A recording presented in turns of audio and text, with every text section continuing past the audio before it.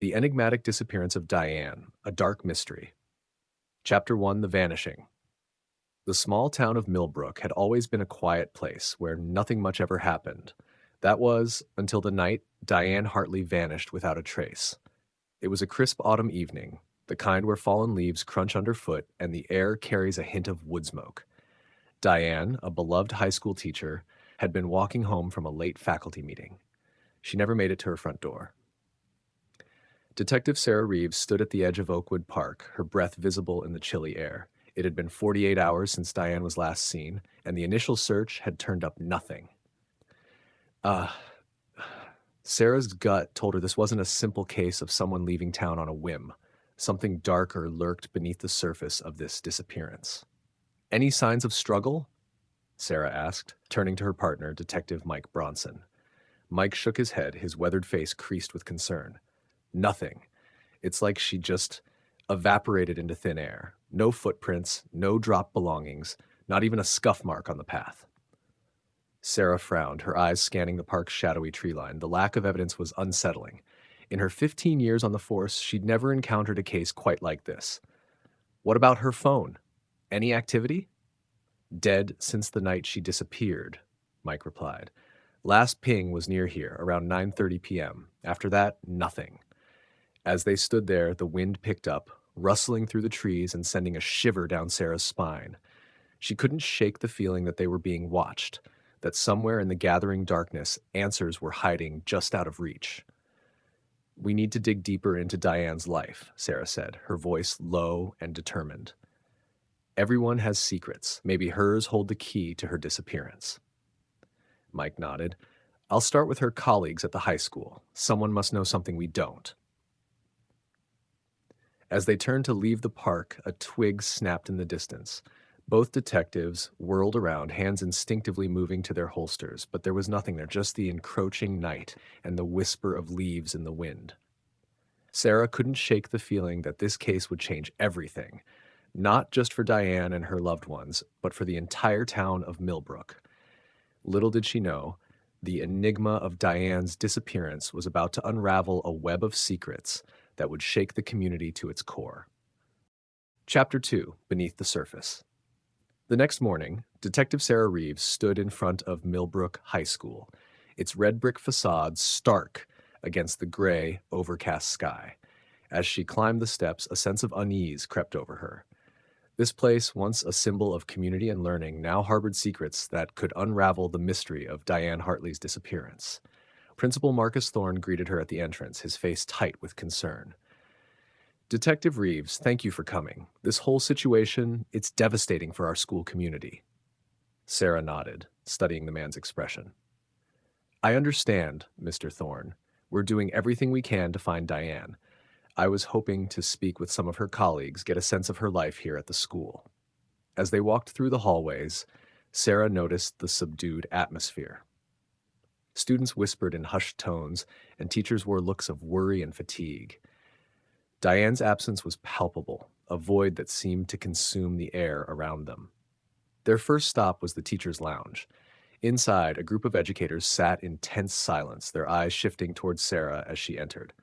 One woman, with graying hair and kind eyes, stood up. I'm Emily Winters. I've been Diane's closest friend here for years. How can I help? Sarah spent the next hour interviewing Diane's colleagues, piecing together a picture of the missing woman's life. Most described her as kind, dedicated, and well-liked.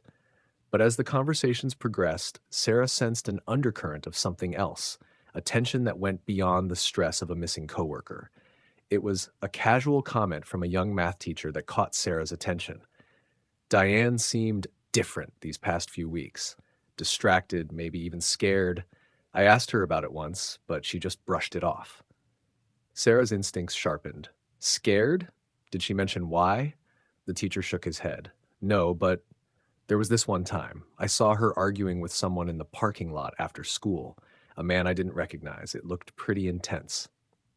As Sarah jotted down notes, her mind raced. Who was this mystery man? And what could have frightened a woman like Diane, who was by all accounts strong and self-assured?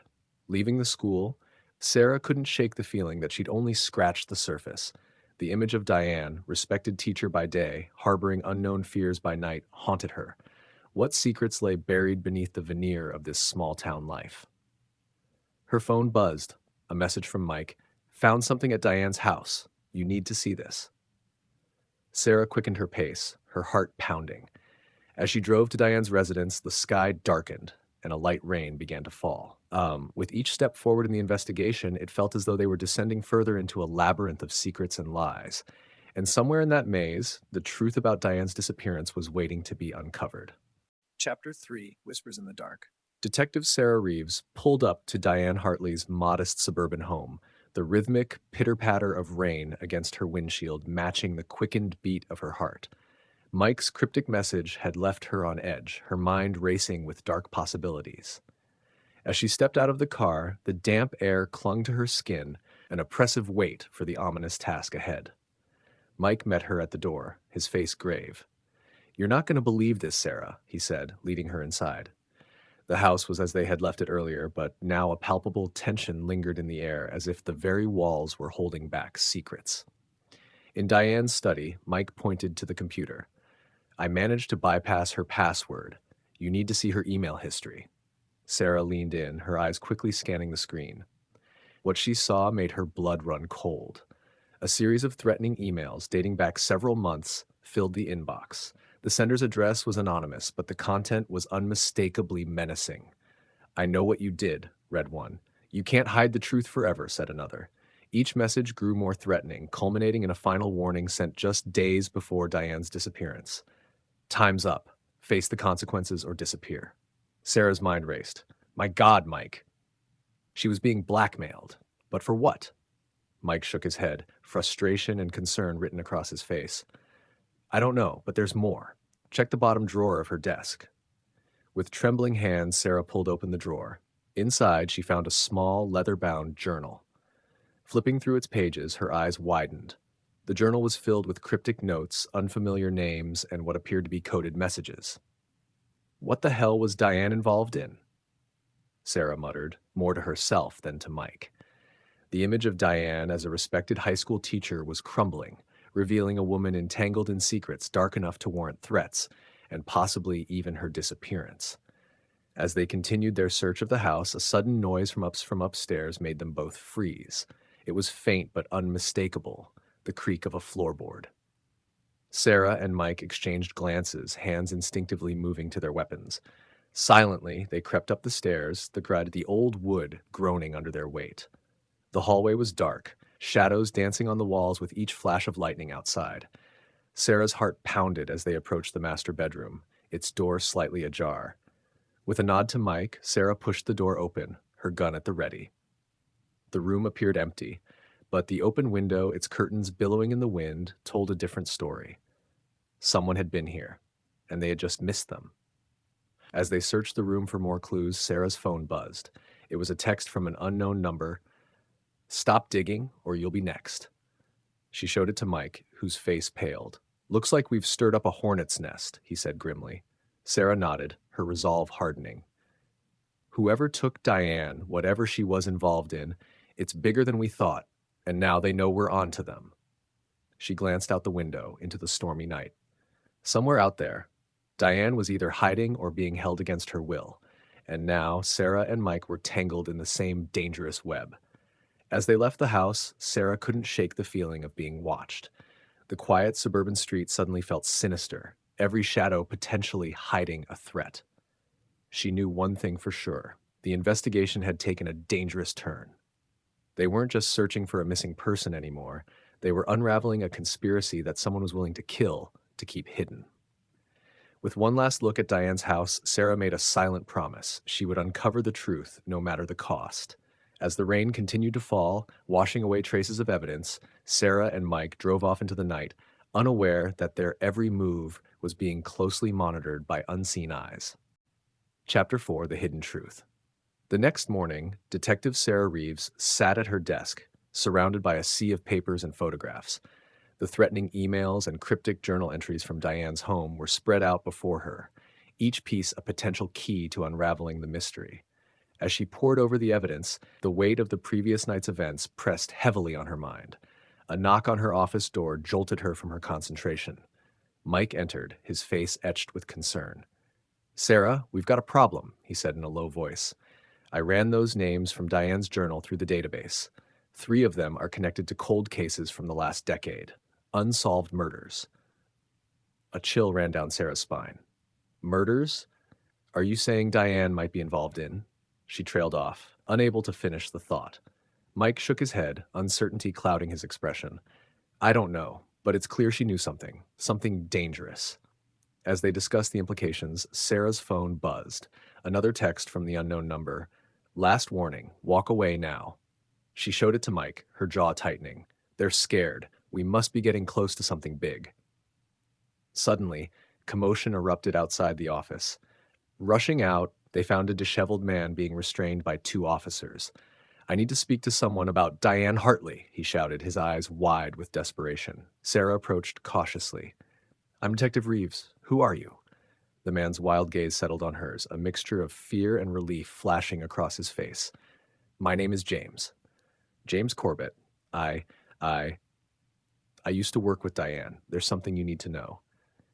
In the interrogation room, James's story unfolded like a nightmare. He and Diane had been part of a secret task force years ago, investigating corruption within the police department and local government.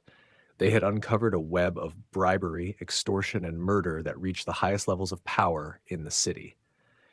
"We were going to blow the whistle," James said, his voice trembling. "But then people started dying. Accidents, suicides, but we knew the truth. Diane and we were the only ones left. We went into hiding, changed our identities. I thought we were safe, but then—" Sarah leaned forward, her heart racing. "Then what, James?" 2 weeks ago, Diane contacted me. She said she found new evidence, something that could bring down the entire network. She wanted to come forward. I begged her not to, but she wouldn't listen. And now she's gone. And I'm next. They're going to kill me, just like they killed the others." As James broke down, Sarah and Mike exchanged glances. The scope of the investigation had just exploded. This wasn't just about a missing person anymore. They were facing a conspiracy that reached deep into the very institutions they had sworn to uphold. Back in her office, Sarah stared at the evidence board, her thoughts reeling. If James was telling the truth, Diane's disappearance was only the tip of the iceberg. The real question was, who could they trust? As if in response to her unspoken question, a soft knock came at her door. Captain Lawson, her superior, entered the room.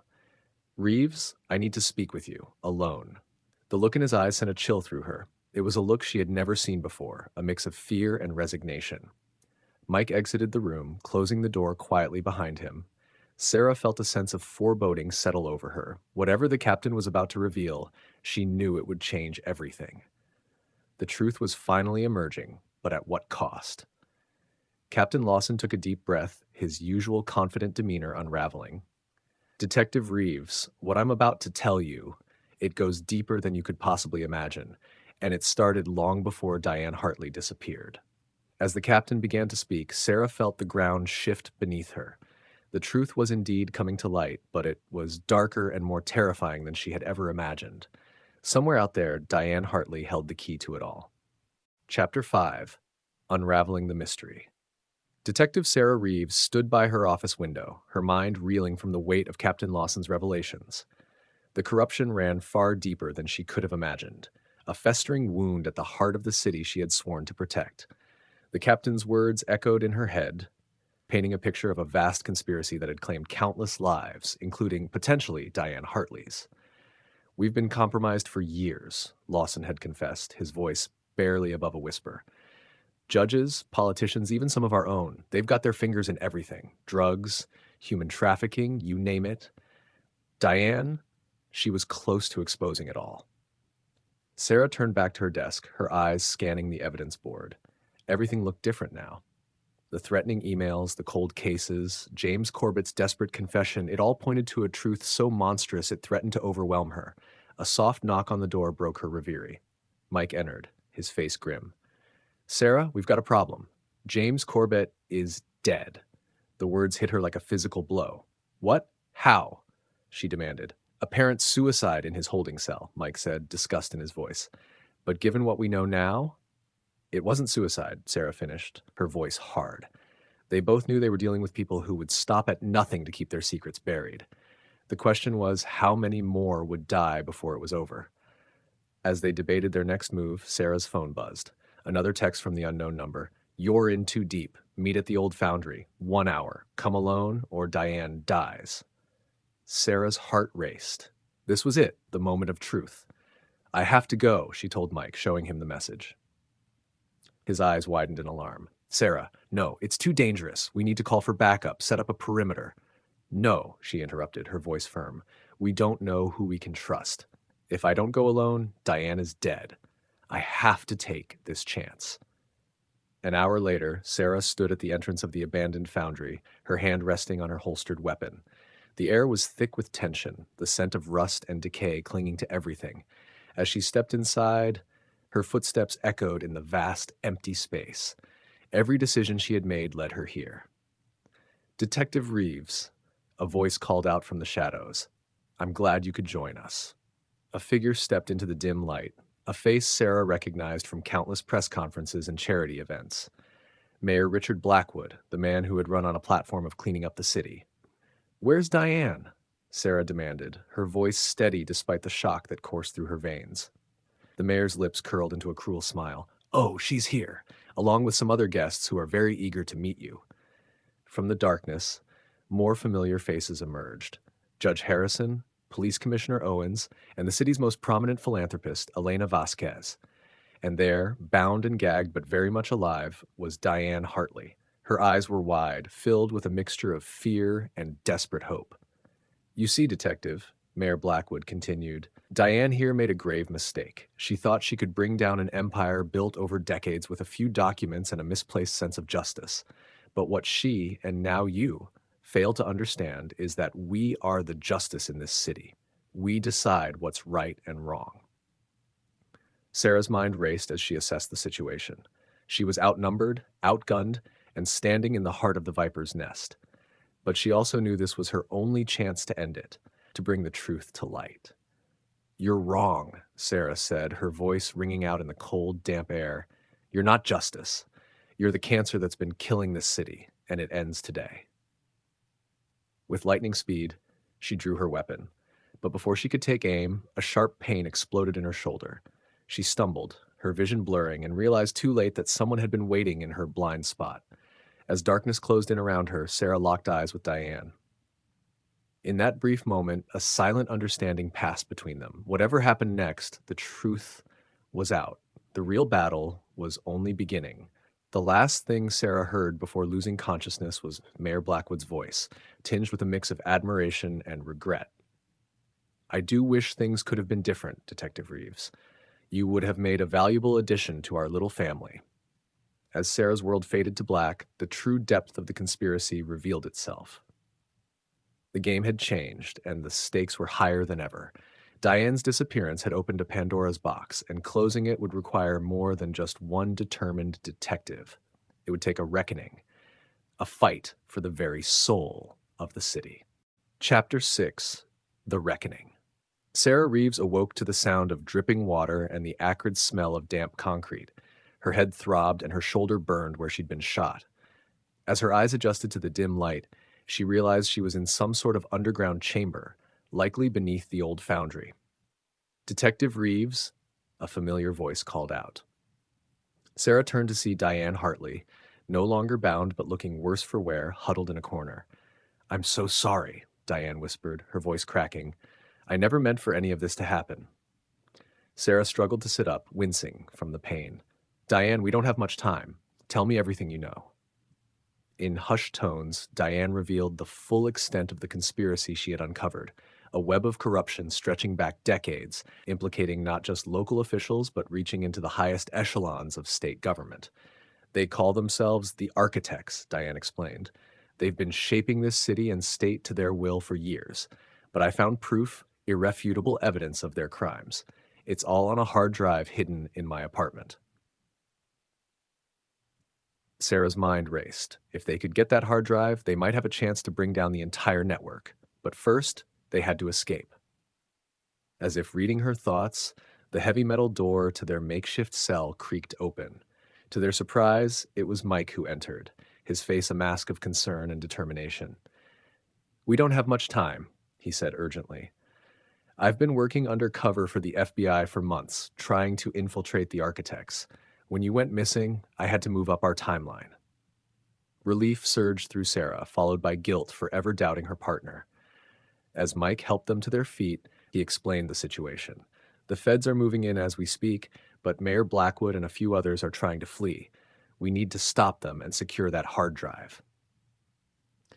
The trio made their way through the labyrinth of tunnels beneath the foundry, the sounds of chaos echoing from above.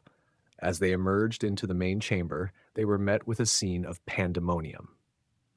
FBI agents were engaged in confrontations with local law enforcement, many now revealed to be on the architect's payroll.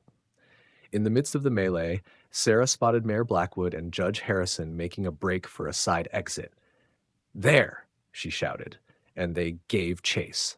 The pursuit led them through winding alleys and abandoned buildings, the urban decay of the city's forgotten districts, a fitting backdrop to the crumbling empire of corruption. Finally, they cornered the fleeing conspirators in a dead-end alley. "It's over," Sarah declared, her gun trained on the mayor. Blackwood's usual polished demeanor had cracked, revealing the desperate man beneath. "You don't understand," he pleaded. "We built this city. We made it what it is. Without us, it would crumble into chaos." "No." Diane stepped forward, her voice steady. "You've been the chaos all along. It's time for the truth to come out." As if on cue, the wail of sirens filled the air, growing closer by the second. In a last, desperate move, Judge Harrison pulled a concealed weapon. Time seemed to slow as Sarah saw his finger tighten on the trigger. She moved without thinking, throwing herself in front of Diane.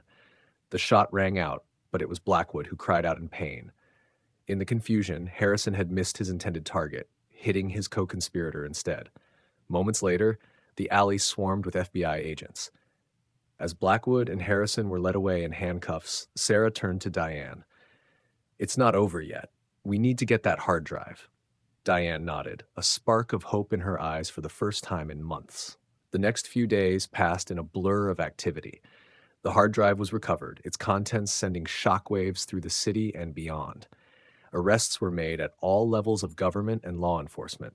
The architect's carefully constructed house of cards was finally collapsing. A week after their escape from the foundry, Sarah sat across from Diane in a quiet cafe. The woman whose disappearance had set this whole chain of events in motion looked both exhausted and relieved. "What will you do now?" Sarah asked. Diane smiled softly. "Testify. Make sure every last one of them faces justice. And then, I don't know, start over somewhere new, maybe." She paused, meeting Sarah's gaze. "Thank you, Detective Reeves, for not giving up, for believing in the truth." Sarah nodded, feeling the weight of everything they had been through.